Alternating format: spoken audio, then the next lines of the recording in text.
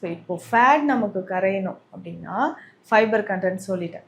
So அதை தாண்டி சில ஹெர்ப்ஸ் நம்ம வீட்டில் இருக்கக்கூடிய ஹெர்ப்ஸே வந்து நம்ம ஃபாலோ பண்ணிக்கலாம். இதுக்கு பேசிக்காக வந்து பார்த்தோம்னா இஞ்சி கற்பம்னு சொல்லிட்டு ஒரு மெடிசன் இருக்குது. ஸோ இதை கூட நம்ம ஃபாலோ பண்ணிக்கலாம். சித்தா மெடிசனில் இஞ்சி கற்பம் இருக்குது, ரொம்ப பெஸ்ட்டாக இருக்கும். ஸோ இது வந்து ஒரு 1/2 ஸ்பூன் அளவுக்கு 1/2 டீஸ்பூன் அளவுக்கு எடுத்து ஹாட் வாட்டரில் மிக்ஸ் பண்ணி குடிச்சிடணும். ஸோ இதை குடிக்கும்போது என்ன ஆகுனா நம்ம பாடியில் இருக்கக்கூடிய பேட் கொலஸ்ட்ரால் நமக்கு கரைய ஆரம்பிக்கும்.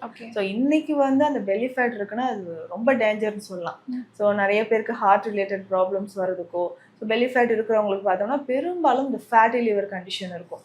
ஸோ ஃபேட்டி லிவர் கரையிறதுக்கும் இந்த இஞ்சி கற்பம் நம்ம பயன்படுத்திக்கலாம். அதே மாதிரி நிறைய மெடிசன்ஸ் நம்ம வீட்டில் இருக்கக்கூடிய சீரகமே வந்து பவுடர் பண்ணி வச்சுட்டு ஒரு ஆஃப் கிளாஸ் வந்து ஹாட் வாட்டரில் கொஞ்சம் லெமன் ஜூஸ் மிக்ஸ் பண்ணிவிட்டு இந்த சீரகம் பவுடர் மிக்ஸ் பண்ணி குடிச்சிடணும்.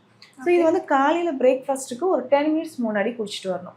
ஸோ இந்த சீரகம் பவுடர் பண்ணி வச்சுருக்கிறோம், இதில் வந்து கொஞ்சம் ஹாட் வாட்டரில் லெமன் ட்ராப்ஸ்.